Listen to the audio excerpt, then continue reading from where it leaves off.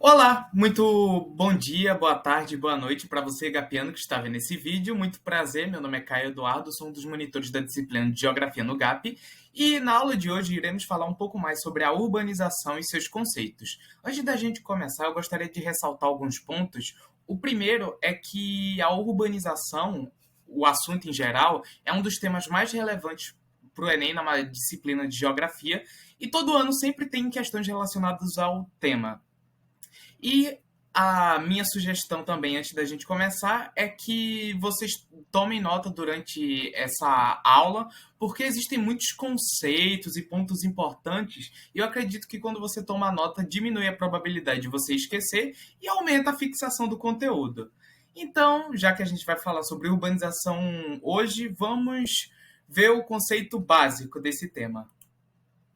A urbanização, ela é um processo de afastamento ou retirada das características rurais, como a vegetação, por exemplo, e ocorre a implementação de características urbanas no local, como, por exemplo, a edificações, infraestrutura e instalações. Nisso eu posso exemplificar como ruas e avenidas, redes de esgoto e entre outros pontos. Quando a gente fala de urbanização também, é necessário ressaltar um efeito que acontece durante esse processo, que é o efeito de êxodo rural. Mas o que é o êxodo rural? O êxodo rural é a transferência ou as migrações de pessoas que vivem no meio rural para o meio urbano. Esse efeito também vai gerar um crescimento da população urbana e, com o passar do tempo, ela vai passar a ser maior do que a população rural. Quando a gente fala de urbanização, eu gosto de trazer essa curiosidade, que é que em 2008 o mundo ele se tornou um lugar urbanizado. Mas o que é que isso quer dizer? O mundo se tornar urbanizado quer dizer que passaram a ter mais pessoas vivendo nas cidades do que nos campos. Ou seja, em 2008, repetindo, o mundo se tornou urbanizado porque mais pessoas passaram a viver em ambientes urbanos do que rurais. Falando um pouco agora sobre a urbanização dos países desenvolvidos, as principais características desses países é que a urbanização ela vai ocorrer de maneira mais lenta e num período de tempo maior, ou seja, vai ter tempo para a cidade ser planejada e tempo para ela se desenvolver. Ou seja, essas características vão criar uma cidade com um espaço urbano mais estruturado e uma rede urbana mais interligada e densa.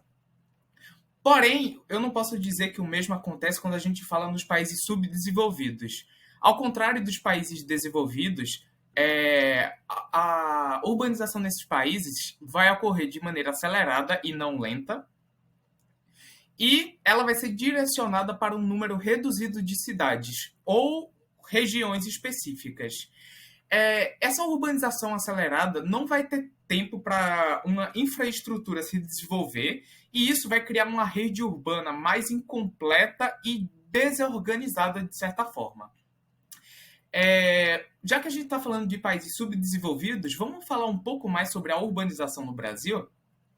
Quando a gente fala sobre a urbanização no Brasil, a principal característica dela é que a urbanização ocorreu de forma tardia e acelerada.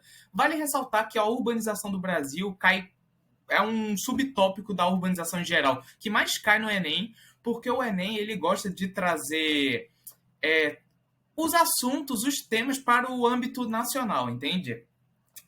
Mas se você me pergunta por que a urbanização no Brasil ocorreu de maneira tardia, é que, diferente da Europa, o Brasil ele só vai começar a se urbanizar no século XX, mais especificamente em 1940, diferentemente da Europa, que começou sua urbanização no século XIX, após a Revolução Industrial. Deixa eu puxar minha câmera para aqui, para vocês verem os tópicos aqui. Pronto. Quando a gente fala sobre o processo de urbanização do Brasil, eu tenho que ressaltar também que houveram migrações, tanto internas como externas. As migrações internas no Brasil foram direcionadas para a região sudeste, mais especificamente o estado de São Paulo e a capital de São Paulo, a capital do estado, que é São Paulo. Essas migrações internas vieram de várias regiões do país, mas a grande parte dessas migrações foram da região nordeste para o estado de São Paulo. Quando a gente fala das migrações externas, é que quando o processo de urbanização se iniciou aqui no Brasil, muitas pessoas de outros países vieram para cá. E você consegue observar essas migrações externas, o efeito dela, quando você vê imagens da região sul ou você viaja para lá, entre outros. Porque essas migrações externas, diferentemente das internas, elas foram direcionadas para a região sul do país. E quando você vê fotos ou viaja para cidades dessa região sul, perdão, quando você vê imagens ou viaja para essa região sul do país, as cidades do sul do país, você encontra elementos culturais de países da Europa, por exemplo. Um ponto que o Enem ele gosta de ressaltar muito da urbanização do Brasil é os problemas urbanos. Mas antes da eu falar mais sobre eles, eu vou apresentar para vocês um pouco sobre a evolução da urbanização no país. Como vocês podem notar, como eu falei, a urbanização no país ela vai começar em 1940. E como vocês podem notar aqui, nessa época, aproximadamente 70% da população do país vivia em ambientes rurais e apenas 31% vivia em ambientes urbanos. E com o passar dos anos e o processo de urbanização avançando, você nota que a população do Brasil ela se inverteu, com mais pessoas vivendo em ambientes urbanos e cada vez mais menos pessoas vivendo em ambientes rurais. Esse gráfico aqui ele para em 2010 e vocês podem notar que nessa época cerca de 85% da população do Brasil já vive em ambientes urbanos e apenas 15% vive em ambientes rurais. Falando um pouco agora sobre os problemas urbanos do país e dos países desenvolvidos, de certa forma, esses problemas urbanos eles vão ser gerados devido à falta de estrutura que existem nesses países devido à urbanização acelerada. O Enem ele costuma cobrar muito esse tema de problemas urbanos e é um dos tópicos mais importantes da aula esse daqui. Alguns exemplos de problemas urbanos que eu posso citar são o desemprego, a falta de moradia no país, as enchentes. Eu gosto de dar um reforço nesse tópico aqui porque eu acho ele muito válido e importante, cai com bastante frequência no vestibular. A violência, principalmente nas periferias e entre outros pontos.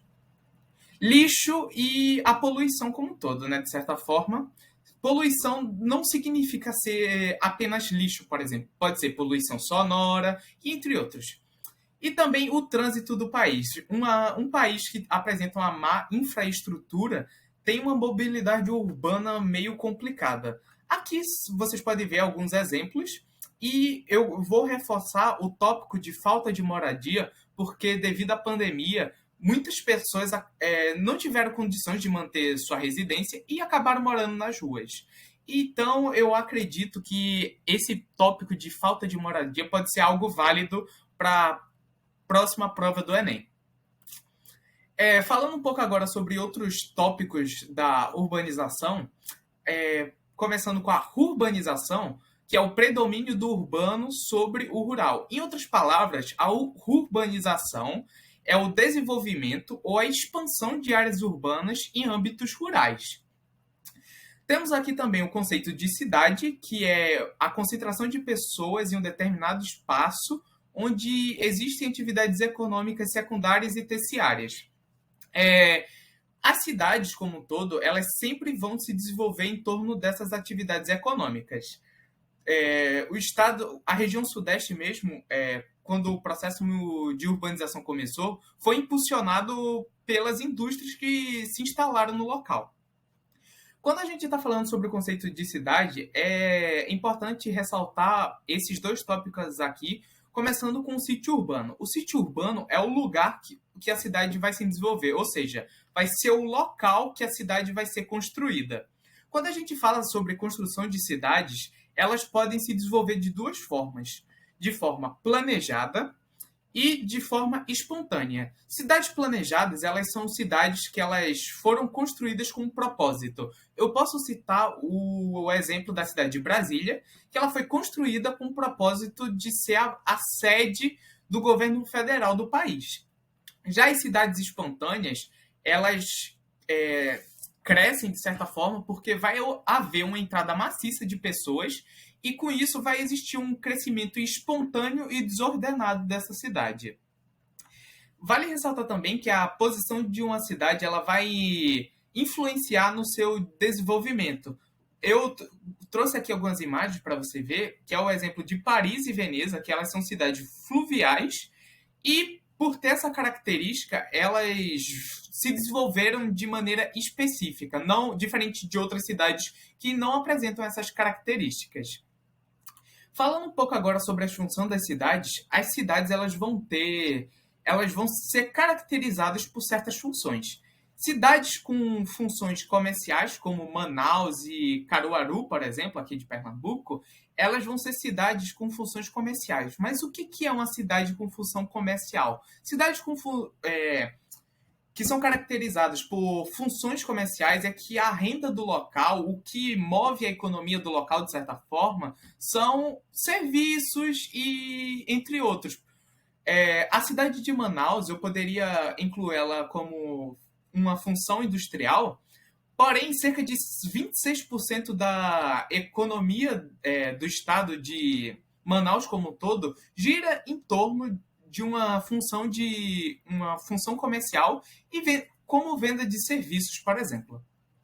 Já cidades com funções industriais, elas vão girar em torno de indústrias do local. Eu posso citar aqui o exemplo de Detroit, dos Estados Unidos, que é uma cidade bastante caracterizada por as indústrias do local, e a cidade de Santos, em São Paulo, que ela é caracterizada também por ser uma característica industrial devido ao Porto de Santos.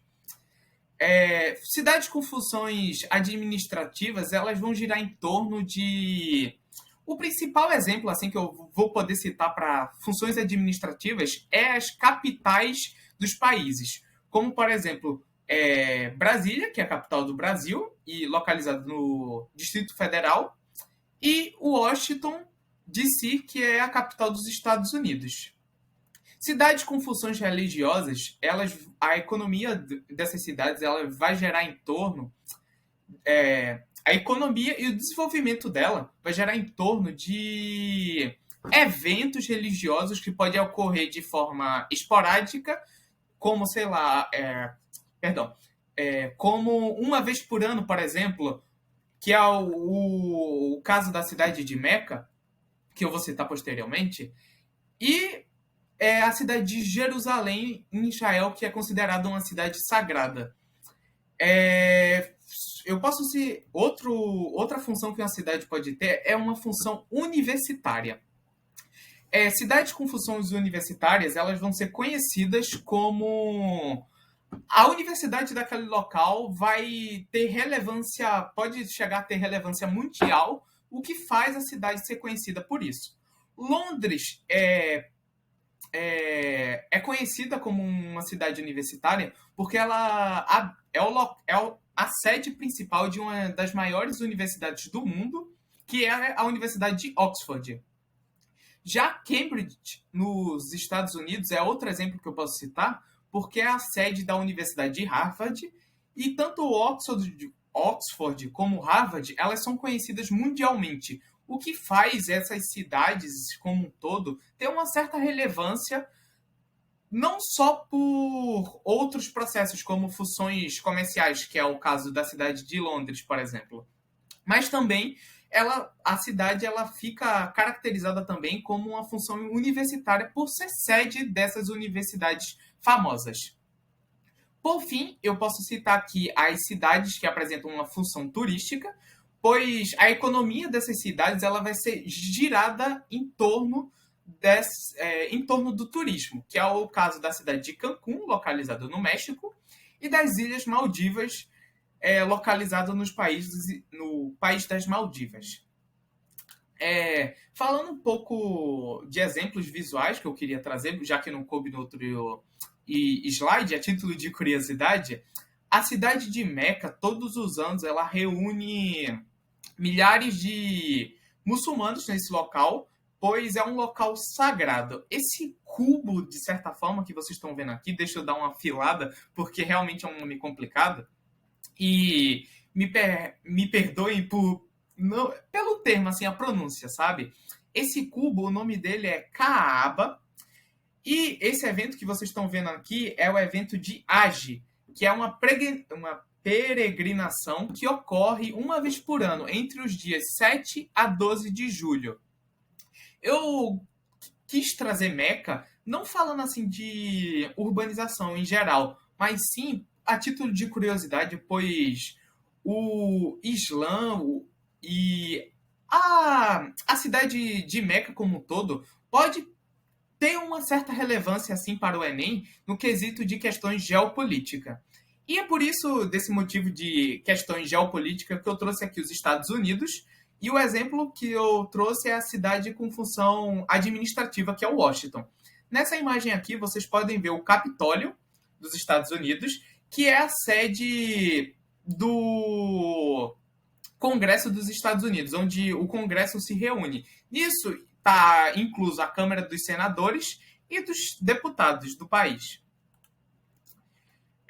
Falando agora voltando um pouco mais sobre a urbanização, né? Que eu dei uma leve fugida aí falando as curiosidades.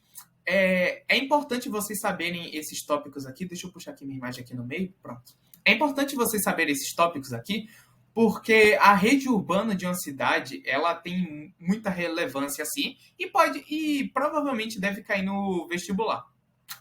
Mas o que é uma rede urbana? As cidades que... Perdão, deixa eu exemplificar melhor. No estado, uma cidade vai acabar tendo mais relevância do que a outra. E essa cidade que cresceu mais, ela vai ter uma importância maior, logo ela vai poder influenciar outros pontos. E isso vai criar, de certa forma, uma hierarquia urbana, que umas cidades vão comandar outras, tanto economicamente, politicamente e culturalmente. Eu vou passar aqui o slide para vocês entenderem melhor.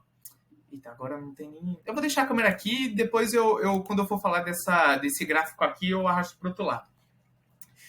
Quando a gente fala de hierarquia urbana, do esquema tradicional, é igual ao esquema de exército de patente. Sempre vai ter um vai ter mais poder sobre o outro. Nesse caso aqui, a metrópole nacional, ela que vai ser, de certa forma, o topo da cadeia. Eu poderia citar aqui que acima da metrópole nacional existe a metrópole global ou mundial. Um exemplo dessas metrópoles globais que eu posso citar é o caso da cidade de Nova York ou de Tóquio, no Japão. Mas vamos começar de baixo para cima, que fica mais fácil. As vilas, elas vão ser geralmente os lugares mais afastados e logo elas não vão ter tantas conexões. No caso aqui do esquema tradicional, a única conexão que ela vai ter, caso ela precise de algum serviço ou produtos como alimentos, ela vai procurar as cidades locais. Entretanto, nem todos os serviços eles vão estar disponíveis nessas cidades. Nisso, as cidades locais vão ter que procurar centros regionais. Esses centros regionais vão servir de pontos de várias cidades locais e o centro regional ele se encontra abaixo da metrópole regional, porque a metrópole regional vai ser o local que vai abrigar o maior número de serviços possíveis. Um exemplo aqui que eu posso citar de metrópole regional são as capitais dos estados, como, por exemplo, Pernambuco. A metrópole regional de Pernambuco seria Recife, a capital do estado. Já um centro regional que eu posso citar seria a cidade de Caruaru, por exemplo. Entretanto, esse esquema tradicional ele ficou um pouco para trás, sabe? O esquema que a gente tem hoje, atual, é o esquema, é esse esquema aqui. Com o avanço da globalização, esse esquema passado se tornou meio que, não vou dizer inútil de certa forma, inutilizável, porém a globalização fez com que cidades locais, por exemplo, conseguissem ter uma conexão com metrópoles nacionais, coisa que no século XX, por exemplo, era muito difícil. As vilas, entretanto, elas não vão mudar nesse esquema atual, elas vão continuar se conectando somente com cidades locais. Entretanto, uma metrópole nacional, ela vai conseguir se conectar com um centro regional e uma cidade local, hoje em dia, por exemplo. E esse esquema aqui, ele é fruto do avanço da globalização no mundo. Falando um pouco agora sobre outros conceitos importantes também, é os conceitos de megacidade e megalópole.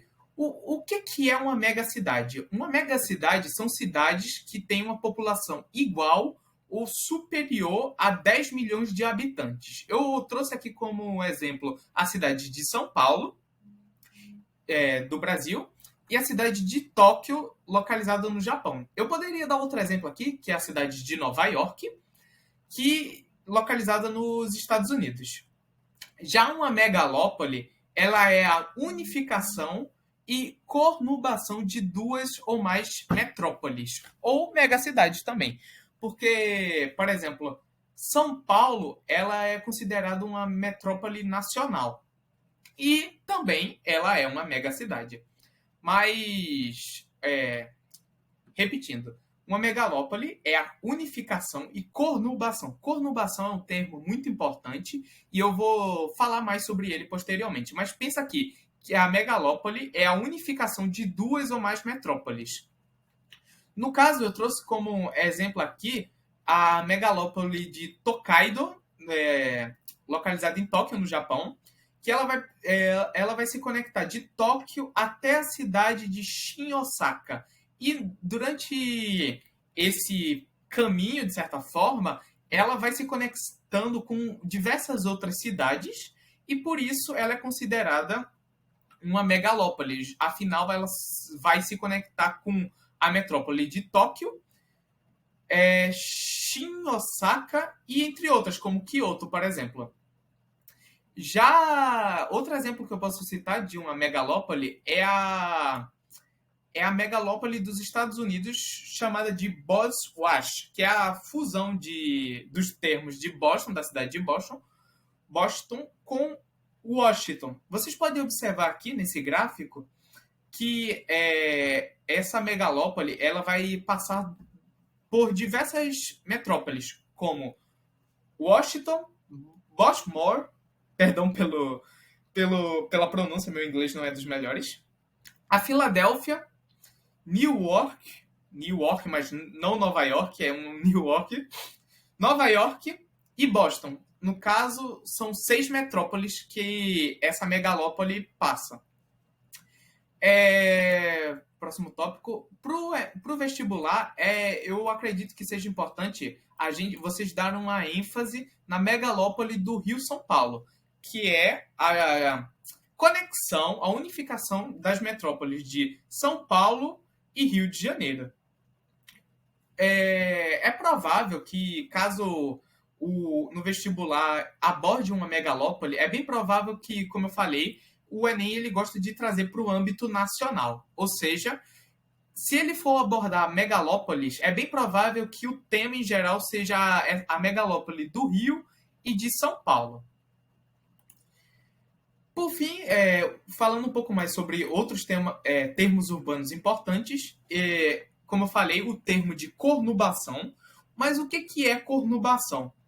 É um encontro de duas ou mais cidades que possuem um crescimento horizontal. Eu trouxe como exemplo aqui no texto Recife e Olinda e Recife e Jaboatão. Mas na imagem aqui, para vocês verem do alto, Eu trouxe como exemplo a cidade de Curitiba. Em volta existe a cidade de Colombo, Araucária, perdão, e São José dos Pinhais. O efeito de conurbação ele faz com que você não note que você saiu de uma cidade para o outro, porque o desenvolvimento delas, o encontro delas, foi tão próximo assim que é muito difícil. Se não tiver uma placa sinalizando, de certa forma, você não vai notar que você saiu de Curitiba e veio para Colombo, por exemplo, pois são cidades muito próximas e logo é bem comum assim você não achar uma diferença entre elas, por exemplo. É isso que eu quis dizer. Falando um pouco agora sobre tecnopolos, é a junção de cidades que apresentam grandes centros de pesquisa de alta tecnologia, empresas e universidades. A urbanização, quando existe algum tecnopolo, a cidade ela vai se desenvolver em torno desse tecnopolo. Eu trouxe aqui o... Eita, tem um erro aqui no slide, né? Perdão. Mas eu trouxe aqui o Vale do Silício e ele fica localizado no estado da Califórnia, onde as cidades da Califórnia se meio que se juntaram e nesse estado em si, nesse local do Vale do Silício, vai ser um local que vai apresentar grandes centros de pesquisa e alta tecnologia.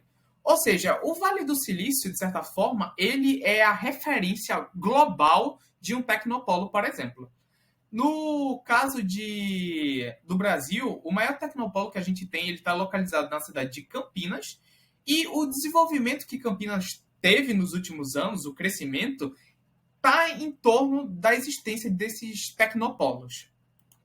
Eu trouxe aqui, a título de curiosidade, como bônus, o Porto Digital. O Porto Digital ele é um parque tecnológico com atuação nas áreas de tecnologia da informação e comunicação e economia criativa. Você pode me perguntar qual é a diferença de um tecnopolo e um parque digital, né? A diferença entre esses dois termos. A diferença é que um tecnopolo é a junção de dois ou mais parques tecnológicos. E nesse caso aqui estamos falando só de um, o que não caracteriza, de certa forma, como um tecnopolo, já que, como eu falei, um tecnopolo é caracterizado por dois ou mais parques.